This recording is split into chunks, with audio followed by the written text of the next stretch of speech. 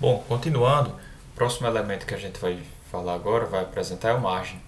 Então, como é que a gente aplica aqui uma margem, certo, em um determinado elemento? Então vamos aplicar aqui uma margem no topo. Tá? Então a gente vai colocar aqui uma margem de 10 pixels. E aí a gente vai executar o código e vai explicar o que é a margem. Vejam só, aqui é o código sem a execução e aqui é o código com a execução. Vejam que apareceu aqui uma distância, certo, da borda do div para a borda do span. Antes eles estavam muito colados e agora tem uma diferença. De quanto é essa diferença? De 10 pixels. Tá? Então eu afastei, né, o próximo elemento, eu afastei esse elemento do próximo em 10 pixels. Então, pessoal, ele deveria ser renderizado, o div, certo? Por aqui, ó. Deveria ser renderizado por aqui até aqui embaixo, certo? E assim ele seria renderizado. Porém, quando eu coloquei o margem 10 pixels, ele afastou de cima 10 pixels, ele afastou da direita 10 pixels, ele afastou de baixo 10 pixels e ele afastou da esquerda também 10 pixels. Uma outra forma de a gente entender esse assunto e ficar até mais claro é utilizando os recursos de inspeção do Chrome. Tá? Então, botão direito aqui e aí clica em inspeção. E aí aqui, olha só, a gente tem um recurso bem interessante que a gente pode usar para fazer a inspeção. Então eu vou inspecionar quem? Aqui nesse caso. Eu quero inspecionar o div, né? Aquela div lá que a gente aplicou margem e aplicou border. Então eu venho aqui, seleciono aqui o div, tá? E agora ele está pronto para ser inspecionado. E aí vejam só o seguinte, o meu div está recebendo o ID topo, e aqui eu estou dizendo que apliquei uma margem de 10 pixels. Vejam que eu estou aplicando essa margem de 10 pixels em todo o elemento, em cima, do lado direito, embaixo e do lado esquerdo. Tá? E também estou aplicando aqui um border de 1 pixel, solid e black. Vejam só essa imagem que está aqui abaixo, ela é muito boa de se entender o assunto. Então, olha só, posicionei o cursor do mouse aqui na margem. Vejam só onde o elemento deveria ser renderizado, certo? Ele deveria ser renderizado nessa borda, né, nesse contorno, né, dessa cor salmão, né, dessa cor aí que vocês estão vendo. Então ele deveria ser renderizado aí, o div, porém quando eu coloquei uma margem de 10 pixels, ele se afasta de onde deveria ser renderizado em 10 pixels, de cima e de todos os lados, certo? Se eu colocar aqui o cursor do mouse em cima do border, vejam que ele destacou aqui o border. Tá? Então esse recurso de inspeção ele facilita o entendimento demais de onde o elemento deveria ser renderizado e como a margem atua. Ou seja, ela desloca o elemento HTML de onde deveria ser renderizado. Dito isso, vamos então para o próximo elemento que a gente vai apresentar, que agora é o padding. Então vamos voltar aqui ao código. Bem pessoal, então agora a gente vai aplicar a propriedade do padding, propriedade CSS padding, recebendo aqui o valor de 20 pixels. Vejam a diferença que existe entre o margem e o padding. Vamos agora renderizar. Veja aqui o seguinte, eu ainda não renderizei. Veja que a aula está muito próxima aqui da borda à esquerda, certo?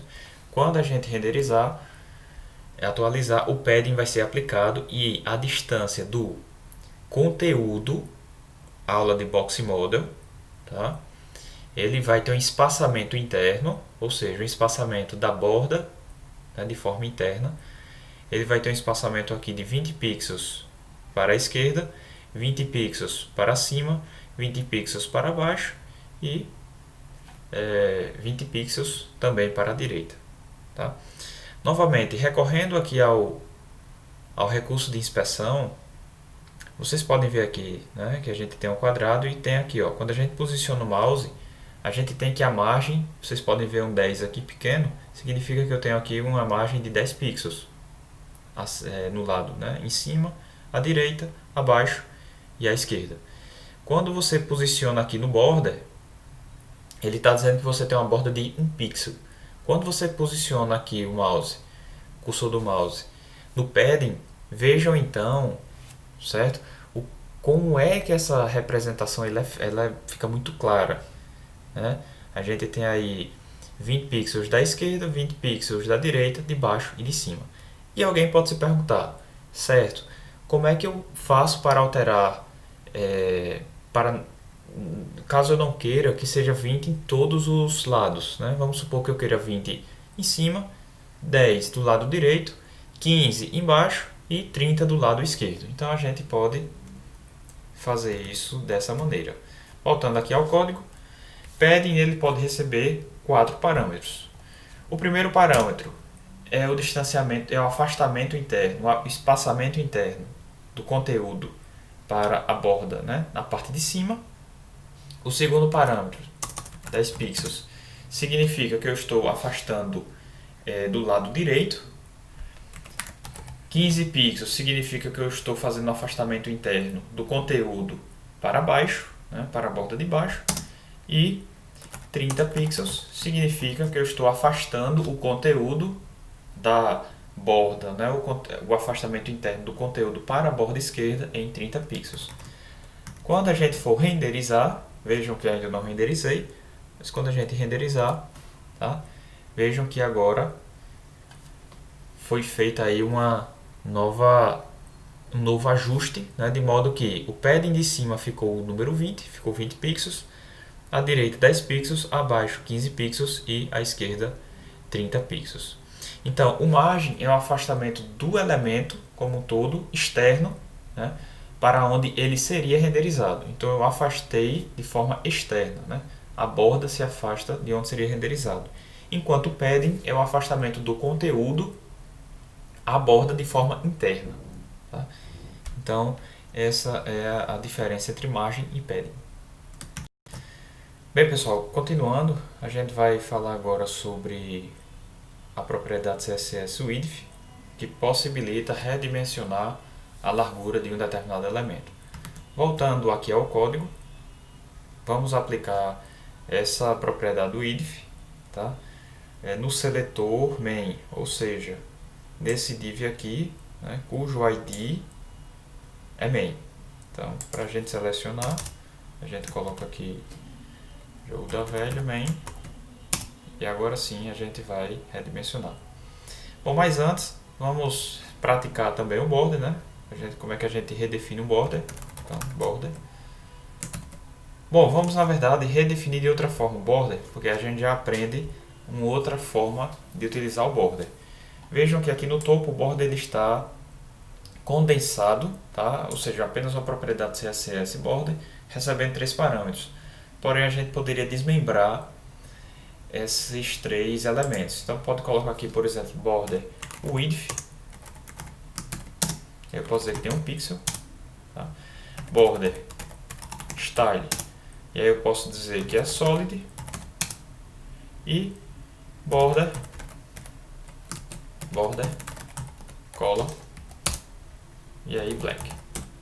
Certo? Então vejam que o border equivale a border width, border style, border color. Certo? Então é dessa forma, mas aí a gente coloca, né, de outra maneira.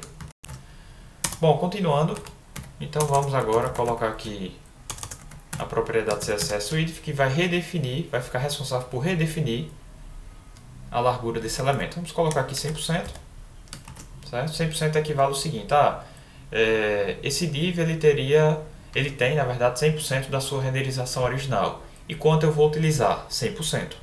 É isso que está sendo dito, tá, com esse código.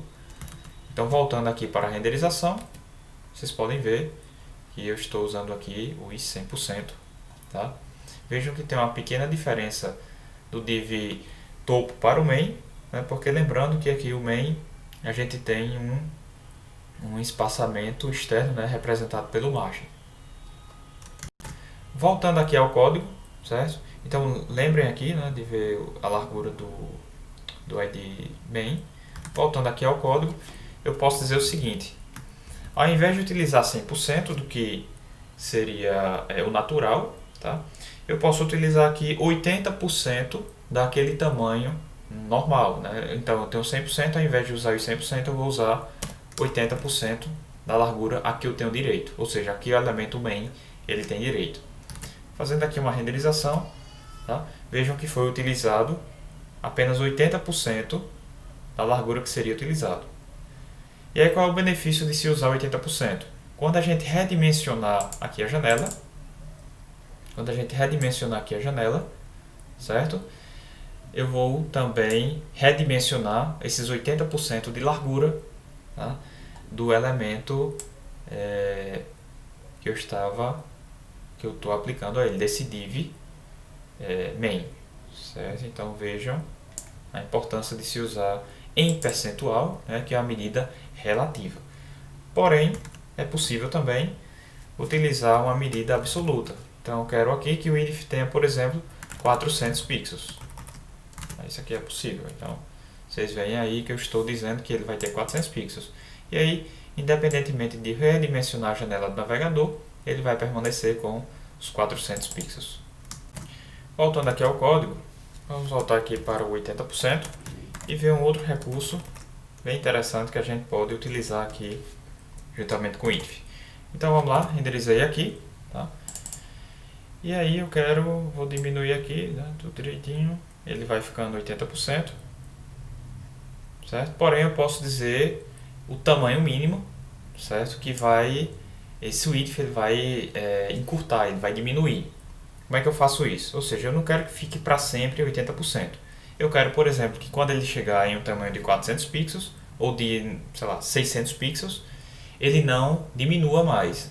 Mas, ao invés disso, por exemplo, apareça aqui uma barra na horizontal. Tá?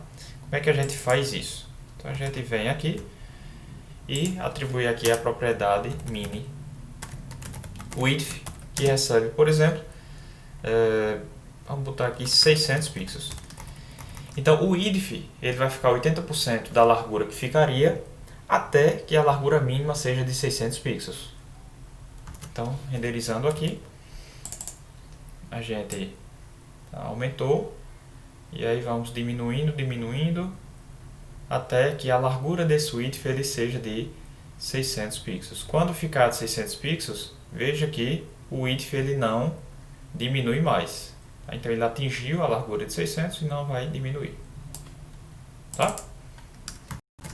Próximo elemento, a próxima propriedade CSS é a propriedade height, que representa a altura de um elemento. Então eu posso alterar, né, a altura que o meu elemento vai ter. Aqui vocês podem ver que a altura do elemento é a altura de uma letra, tá? Mas aí a gente vai aumentar um pouco mais do que a altura de uma letra. Então, height vai receber aqui 150 pixels. Então, a altura do div main vai aumentar de tamanho, renderizando aqui, ó.